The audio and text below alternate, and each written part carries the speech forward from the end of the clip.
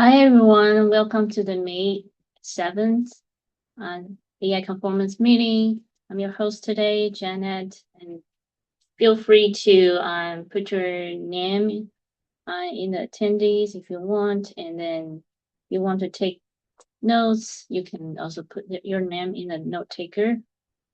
And we have a few items on the agenda. The first one is that a quick update that we have fully transitioned into a sub-project and all the remaining action items are done. And a few open topics. And we want to talk about the new AI conformance requirements for agentic workloads. And this is what's being discussed at KubeCon EU and also on the Slack recently. So I think it makes sense for us to start talking about what kind of agentic workloads related requirement on the platform that we want to put in AI conformance. First, maybe we can talk about scope. And so there are some discussions on Slack about perhaps we only focused on infra and platform level features, but not about agent orchestration. And then there might be other aspects that people think that might be good to discuss when we talk about what's in scope versus what's out of the scope. And does anyone want to say something, Pooja? Yeah, maybe generally, I think AI conformance, we have a bit of a problem when we are looking at including too many things that are not in tree yet, or especially looking at agent stuff. It's basically not even out of tree. There is anything or any standardized or anything that has established even closely itself. But generally, I think there is some things where we can start in terms of like sandboxing might be an idea. A SIG network has some standards out there around. I think there is a agent gateway standard that can be supported by different gateways, similar to like inference extensions, but for agent to agent and MCP communication. Those things might be things where we can look into. I think the AI abstraction, the agent abstraction, which is already going to SIG apps, might be better to first go to SIG apps, and only if once we have something that is more like established from that, we could think about bringing it in scope for conformance. But for now, I don't see many things that are even close to being established outside of the SIG network stuff and the sandbox stuff. But maybe some of you know more, Ryan. You have some ideas. Yeah, Ryan. Yeah. Yeah. So I think I kind of started this, at least in the Slack. The background is so I'm from AKS, and we are thinking of running genetic workload on AKS. Right? So because there are so many different, so many loopholes there, like identity, as Janet listed there. I was just wondering, like, we can go our own way, find all our like find a solution for each one of them. But I was like, is there anything from the SIG or the community level we can say that, say, for example, if there's a customer, they want to run some agentic workload, AI agents workload somewhere. And they look at, say, a whole bunch of different vendors, just like the idea of AI conformance. Is there any way? So the idea is coming is there any way can they can see that, oh, this vendor or this solution has all the marks so that I can safely run my workload there. That's kind of the reason I reached out to this work group to see if there's anything about this, because I was aware of the inference more like inference based conformance there, right? Basically saying that this vendor has or solution has, I don't know what's the terminology you use.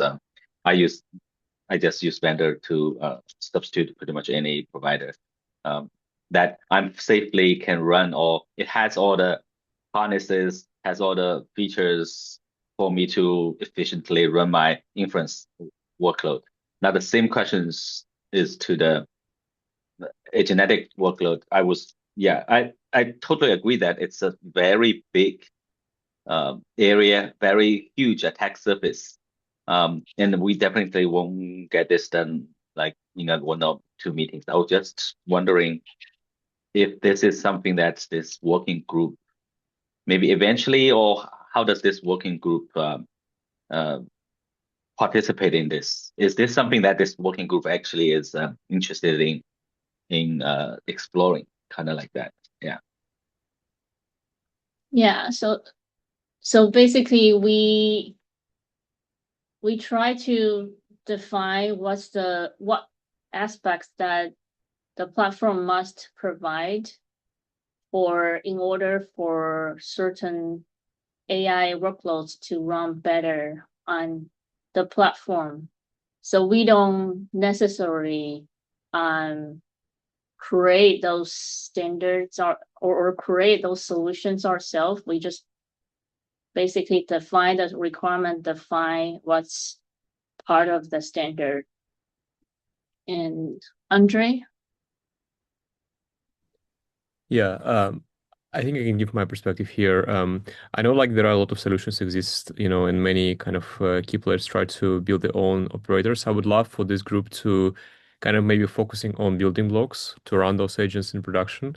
Like one of the particular example, I would say call starts, right? So I think we talk a lot about snapshotting and how, agent sandbox can do suspend resume. And in the meantime, we're working a lot on the working of checkpoint restore over the past half a year. And if this group can kind of dictate and maybe help us to prioritize the work for cold start, which is kind of essential for, to make sure your agents can effectively, orchestrate the workloads, that will be super helpful, similar to how we do this for training, for inference, for data processing use cases, but specifically for agents. And another thing around, like maybe we can also dictate other kind of requirements coming from other kind of use cases running the agent sandbox, for example, in production, right? Because I feel like it's a lot of things we can kind of influence the community to prioritize, like for example, dynamic pods, right? I think we talked about this also on the last call. And dynamic pods, from my perspective, also very useful for to update how many containers like you can run in a single pod, which might be like very relevant for agentic use cases. So maybe if we start with that, it will help us to build requirements, and then we can see how those projects in tree or out of tree can resolve them, similar to how we do with gang scheduling, for example. Hopefully that makes sense. Kevin? Yeah, I was just gonna say this came up.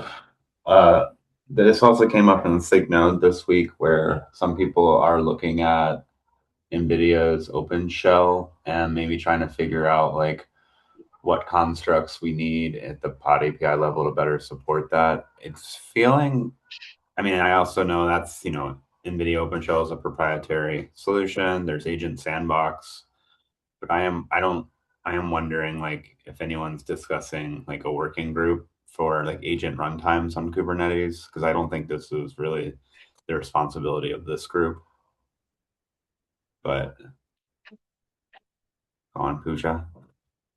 Yeah, I very much agree. I do see the need, and maybe to be very clear to Ryan, I do think this group should care about agentic workloads. But as Andre and Kevin, you kind of hinted at, and that's how we have been working, right? Like we haven't been pushing DRA. We like other SIGs have been actually working on DRA or gang scheduling or like leader worker set. And then once we see that it's close to being somehow usable for end users, and there is solutions that implement it, then we include it in AI conformance. But that said, I do think we could maybe nudge people towards the need for it, or help people like Ryan and others get people together to create some kind of work group. Because this sub project might not be fully overlapping, but at least there is enough overlap to have interest and knowledge to create at least a work group to kick things off, maybe.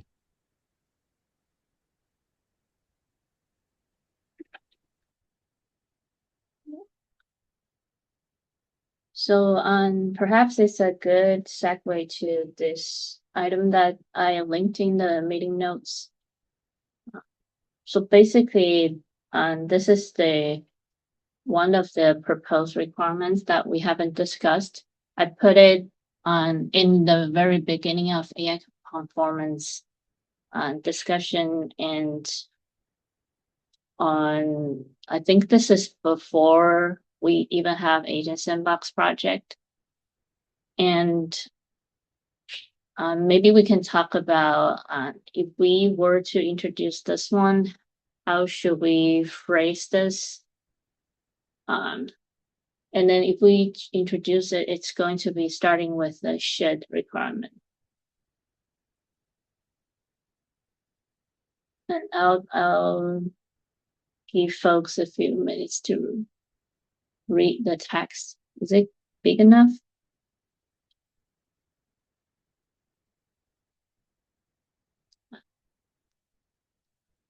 While we are reading, Ryan, do you want to say something? Yeah, this is my first time, so just pardon my newbie questions. I got some, like from the different answers here, I was a little bit confused. Or at least I want to clarify is, does this working group or sub-project, whatever, actually working on implementations, or mostly just getting some most of from the previous work, right? The AI components covered so far, I think most of the solutions that already exist. So this working group kind of just grab all the existing ones and say, these are the good ones. So for this one, I'm a bit confused. So there is an agent sandbox project, right? So what is the work here? Are we going to get another standard for sandboxing, or we work with that sandboxing project to yeah, basically I'm a bit confused. Yeah. Yeah, we don't create new implementation. We grab existing implementation that's we see closer to be a standard and then put that as a requirement. And for example, the DRA is part of the AI conformance requirements, but we don't implement DRA ourselves. We usually partner with different SIGs in Kubernetes and take the standard that we see is forming in the community, and then we think that it will benefit the community and the ecosystem and the users if we require that for the platform, so that when users take a platform that's conformant, they can get the features they want and is useful to them when they want to run AI.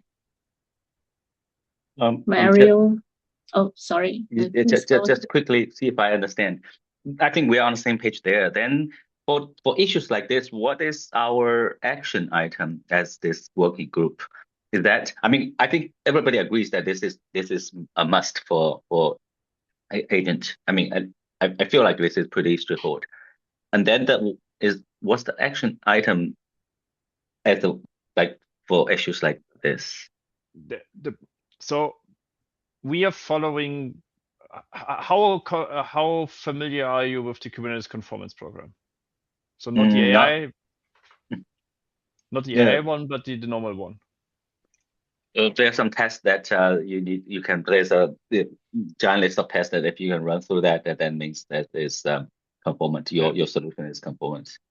Yeah, and we are extending this basic or this conformance program of Kubernetes to be for the AI conformance to basically build something that is also relevant, or that makes Kubernetes relevant, and also put standardized requirements for platforms out to run AI workload. It starts always with a should, because you cannot start a new requirement with a must, because you always need to take into consideration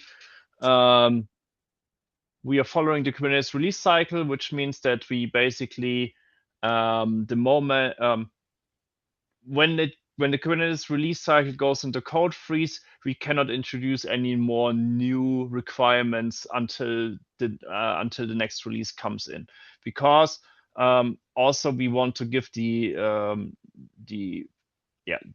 people who are building like the solutions to implement requirements from our side so that they can actually fulfill it.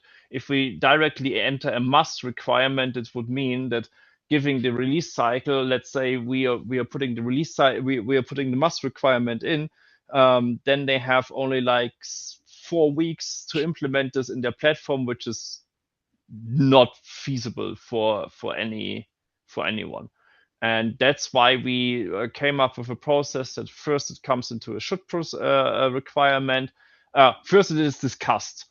Then if everyone deems it that it's feasible, it goes into a should, and then eventually it gradually the goal is to graduate it into a must. But we cannot just say it's a must.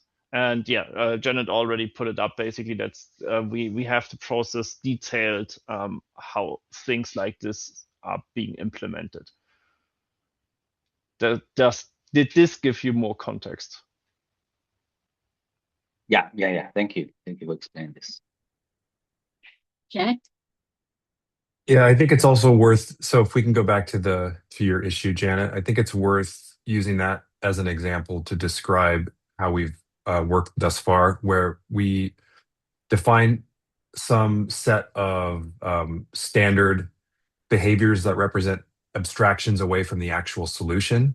So for this, it would be to describe what a sandbox looks like, the behaviors that a secure sandbox for agentic code execution would look like. And then we're continually observing the ecosystem or tools or potentially even Kubernetes standard tools that fulfill those behaviors. And then we're ensuring that the platforms that want to be certified as AI conformant accommodate at least one of the tools that sort of meet those definitions. So I think for this, maybe the first question is, do we have a definition of what a secure workload sandbox looks like? And is there actually at least one tool in the ecosystem that meets those behavioral definitions? Because if the answer to that is no, then it's probably goes back to the previous conversation. Like, do we need a new working group we could drive maybe the requirements or collaborate with that working group on what secure workload sandbox looks like. But I'm not sure it would be the under the charter of this working group to actually facilitate the creation of that. Does all that make sense? And hopefully that helps you, Ryan. Kevin? Yeah, I mean, the one option I've seen is Agent Sandbox does talk about using something like Kata or like a micro VMs or whatever to provide the kernel level isolation. So that, I mean, it's not really like one solution, I don't think, but it is like there are ways to do it. But I know that I think Ryan brought up, I think was on this issue about like the stuff around identity and authorization of agents is kind of like unclear to me. And I also, part of why I was bring up this is, I guess like it's not as clear to me like what sandbox the Kubernetes community wants to kind of support, because I see a lot of people coming up with their own right now.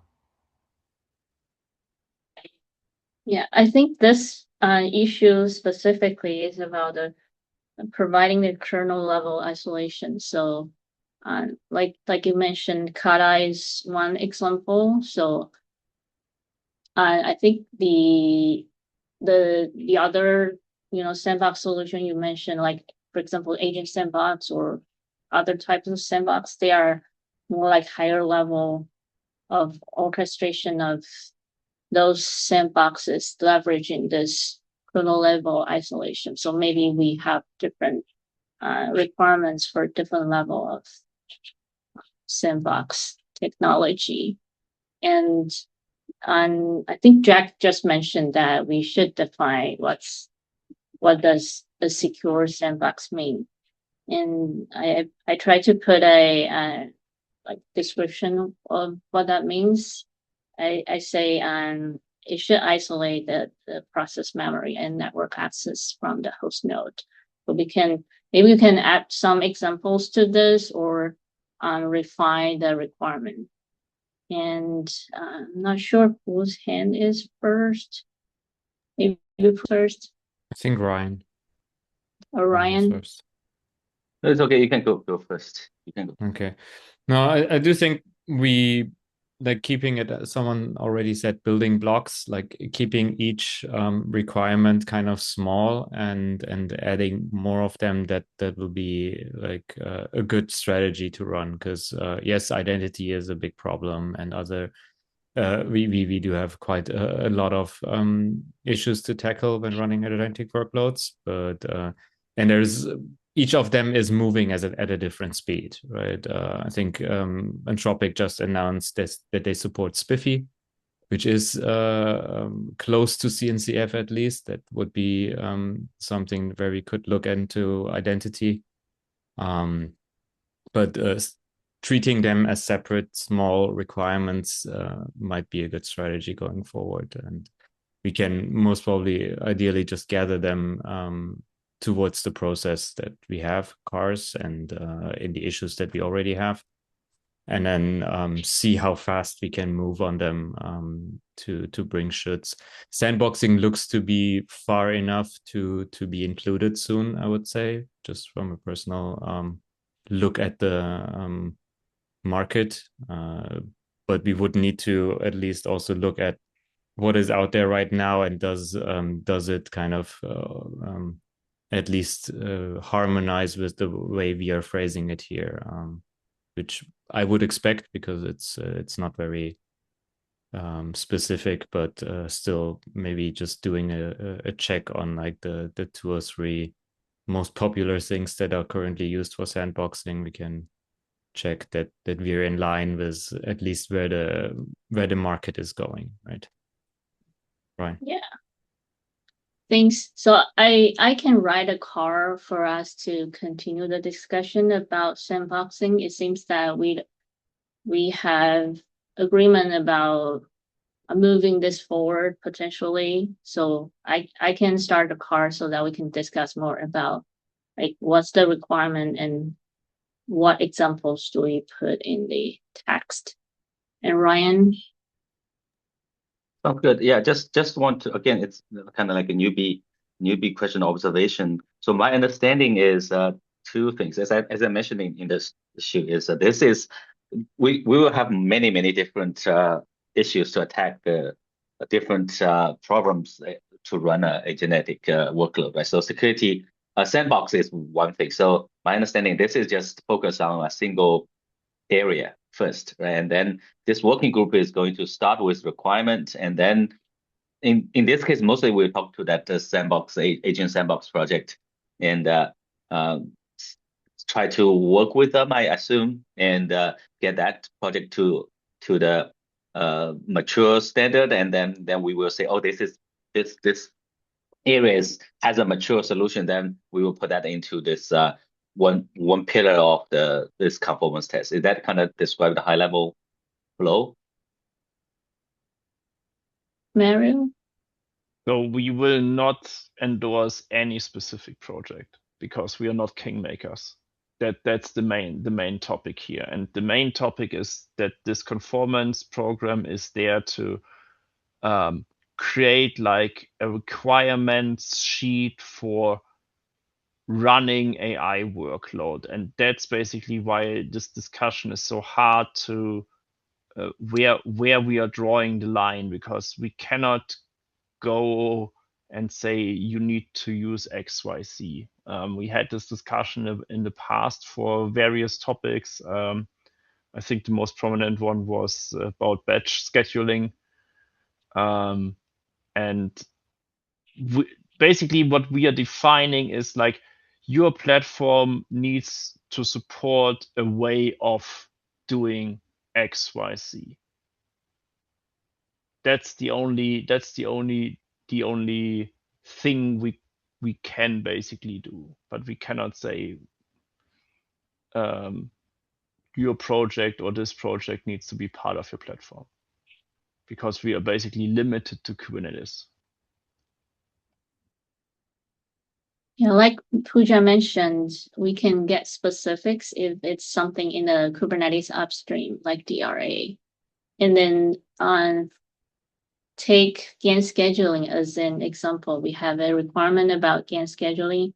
We put several examples as potential solutions that the platform can provide for the Gantt scheduling support. We also add a bunch of features upstream in Kubernetes regarding Gantt scheduling, like the new workload scheduling API is part of that effort. So part of this AI conformance program is that we want to help drive the evolution of new standard in upstream for AI workloads. Brian? Again, newbie question. When you say upstream, that's what I get a little bit confused. The agent sandbox is part of the Kubernetes 6. When will that be considered an upstream and when it's not?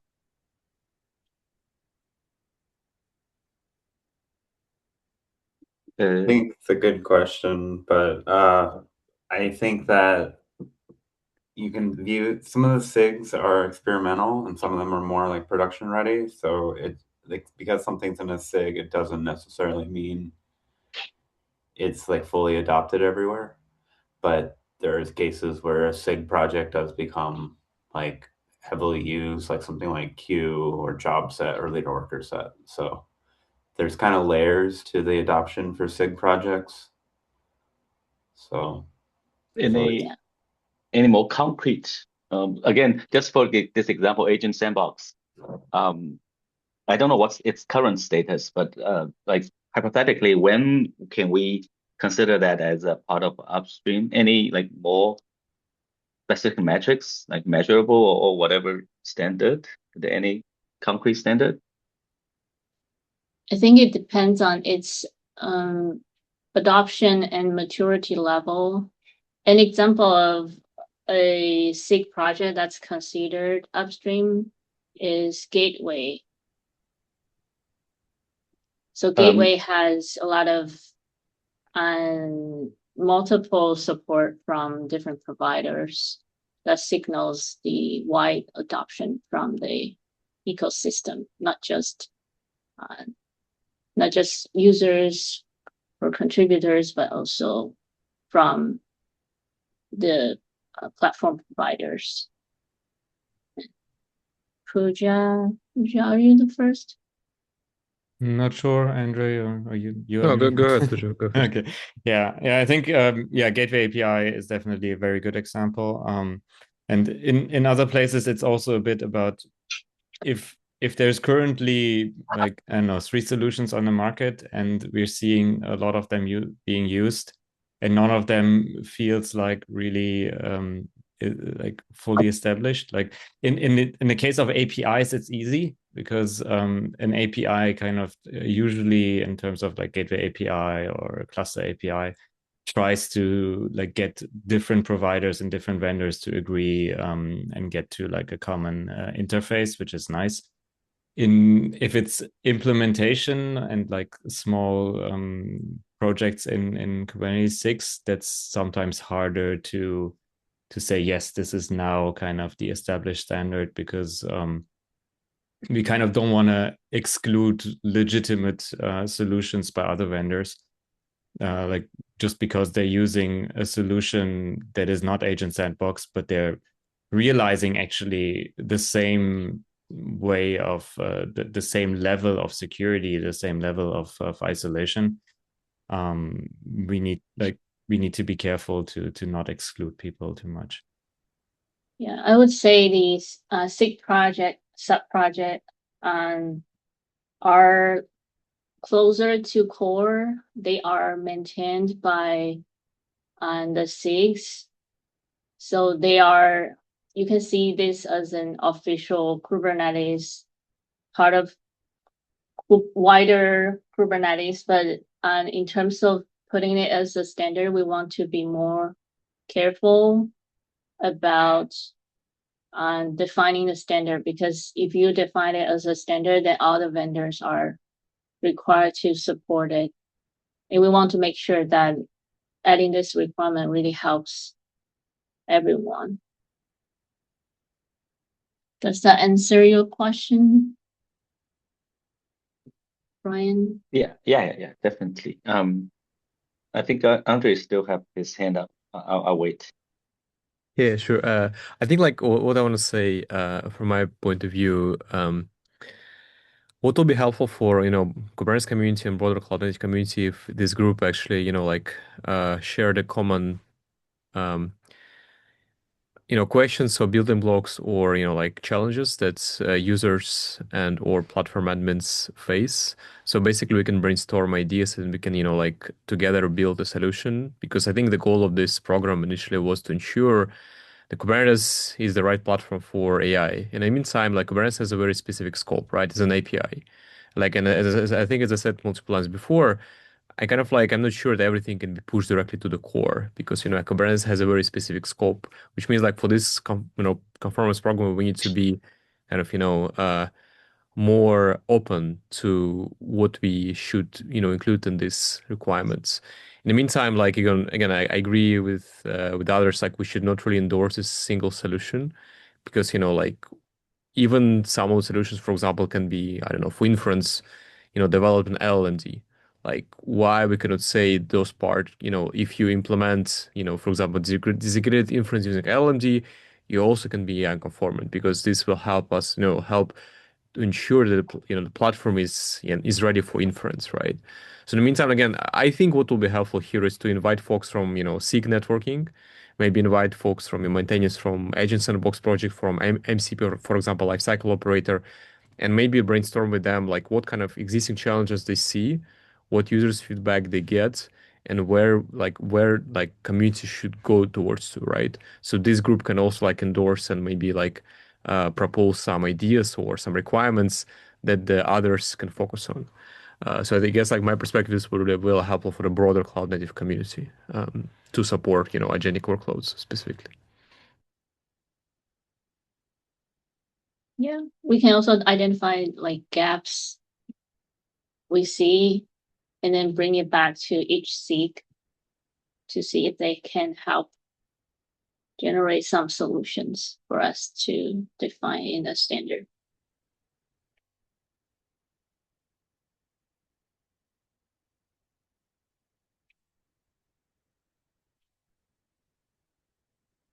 So let's come back to the agenda. So Ryan, you mentioned other aspects of around security and governance, identity governance, security audit, compliance tools.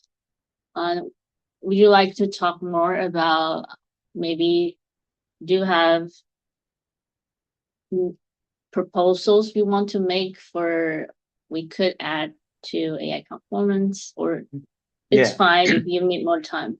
No, I think high level, I think it's relatively, from the last whatever 40 minutes, I kind of get the hang of this this working group. So my understanding is all we need is start with some a proposal, but that proposal doesn't land any like concrete stuff. It's just we start to identify some areas and then work on it, right? So given that background, clearly we need a few things other than the sandbox stuff. Sandbox is more like a isolation, right? So that takes care of the isolation. So basically the agent the agent would not mess around with other agents like that part. That's one pillar. The second pillar is like identity, because we do need to figure out a way, like as a agentic workload provider, right? We want the agent to be able to do things that has certain identity to be able to, because pretty much agent needs to, the power of agent is it can operate something, right? But for any enterprise stuff, it needs to use identity to operate something. Otherwise, anybody can do anything. But there's a tricky part is most cases currently it's using assume the user's own identity. Like many cases, if I want my agent to do things, it's me. But that's too broad, right? I want to have a different identity for the agent, but it's me, but not me. I don't know if I make sense. It will know that it's me, but it's not really me. I don't know if that makes sense, but anyway, Yeah, we you need just delegate your permission, Yeah. some of the privilege to it. to it, but not all of my privilege. And also from the system point, it knows this agent is operated by, Ryan. So it's something like that. Again, we as a group, we probably need to identify exactly the requirements or things like that. So that's one pillar. And another pillar is of course, audit. I think audit is relatively straightforward. I don't know if there's clearly solutions out there. Like anything the agent does, you have to be able to be clearly audited and not be able to mess around. And then the third one is I see very clearly is because the agent can do anything. It download code, it can write its own code, ask LLM to get code. So it has to be able to. I don't know if it's called governance or compliance. You have to have some policies that clearly allow it to do some things and then identify dangerous actions and block it. Right. That's something I think every solution I see has something like that. The agentic network gateway, I forget exactly the name, is doing something around that. Is it called Kubernetes agentic networking, right? But it is relatively narrow in a sense. It currently only targeting the MCP2 calling. But we know the agent can do all kinds of stuff. So that's another thing. And one more thing, I don't know if it's related to the sandbox, is every solution I see out there does some hardening of the OS level, like drop a whole bunch of permissions, drop a whole bunch of capacities, block certain network things, private IPs, DNS, all these. I don't know if that's part of the sandboxing or it's another security hardening thing. Like as a conformance part, we will say your platform should have the ability to support blah blah blah, those type of security hardening thing. It could be part of the sandboxing or it could be outside. Yeah, these are the most things I've seen. Oh, there's one more. I don't know if it's super common. Is in the cases I see, most the agent is not single agent. It's more like I, as a company, want to enable my employees to do things, right? So as a company, I will deploy maybe each agent, each employee had one agent or maybe three agents, a bunch of agents. And I need to be able to, as admin of these agents, I need to be able to enforce the policies on the entire team so that each team you still have, or individual employee or team members still have the flexibility to change, but it will never be able to override say, I don't allow any Slack or WhatsApp channels established. Then nobody can do that. Does that make sense? Like I need to be able to have a team-wide administrative way to govern the fleet of agents policy, things like that. I don't know if that is common enough to be part of this. But the few listed here, I think it's kind of like a must. Pooja?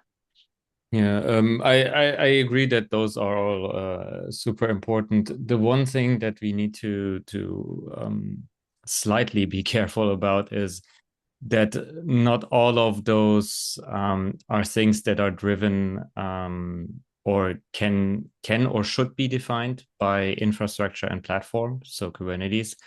But I think Andre just mentioned in chat agency from Cisco. Some friends of mine work on that, and they're actually talking much more in a different foundation, which is the Agentic AI Foundation. Because some of these things like identity delegation, right, auth on MCP, auth on agents, is something that needs to be figured out independently from the infrastructure, and be that Kubernetes or something else, right? And that's where, at least it's from what I heard, and I'm trying to get involved there too, in the Agentic AI Foundation. That's something that is being discussed there, or is supposed to be discussed there, because they're looking for someone to run a group around enterprise use cases, and your use cases are definitely more like that, and I have exactly the same use cases, I can tell you. But we need to kind of, I'm still very unclear, even after last KubeCon in Europe, talking to people, how the cut is between Kubernetes and CNCF and AAIF, and because like we don't have Anthropic and OpenAI that much here, especially not the people who are working on the standards on the agentic level. We would have, like, we have some people from OpenAI sometimes in this group, but they're more on like the running AI level and less on the agent protocol level. And some of those sadly need to be higher up the stack from what I'm seeing. Yeah, it depends on which aspect. Some aspect we might be able to identify things required in the Kubernetes level, or maybe if there is an existing sub-project like the project for GAN scheduling, then we can put that in a requirement. And then I think some of it requires collaboration with SIG apps and SIG security. And whoever has the next hand. Andre, go ahead. No, Mary first. Okay. Yeah. The only topic that I would like to raise is, that we should still consider is, everything of this is really focused on all of the agentic workload, and the AI conformance always has as a goal that it's for all of the use cases. Yes, I know we have agentic is growing, and it's becoming one of the main topics in the whole ecosystem. But we should always try to strike the balance there, right? Because we are mainly there to run the stuff. That's the core that we should always have inside. Yeah, I think I agree. I think, like collaboration with AIF is very important. I agree with Pooja. Like, this group also should kind of like try to start to, collaborate with those communities, whether it's MCP community or, like Agents MD community or anyone else, like, who hosting public calls. Like, for example, like I know MCP, once they joined AIF, they governments become more open. They kind of have a public calls, have their own working groups and interest groups where they discuss multiple topics around, identity, skills, or they're discussing around, like registry. So, and they, I think they will be pretty open to, like learn from the cloud native community what is required to actually run those things and enterprise level, right? Because again, those folks, it was always the gap how to, bring AI and cloud native community together. But if you really want to build this layer, like we need to understand what you go to the application and what you go to orchestration, right? And like by, building this connection, it will help us to identify gaps and identify requirements to run those workloads, right? Because those guys will define a standard, similar how PyTorch dictate to us like how we should run, training inference at scale, right? Like where like this distributed communication look like. So starting from application layer, I think is super important for us.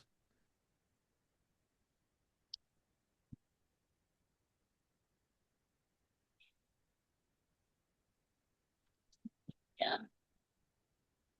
think that all sounds good. Still have a few more minutes. Does anyone have anything else they want to bring up for discussion? I think there's a proposal from the community, but I think this one is more related to SIG apps. It's a proposal for a new agent abstraction API in Kubernetes. It's very much SIG apps, and we might bring it up for discussion in the AI conformance in the future if it becomes more concrete and mature.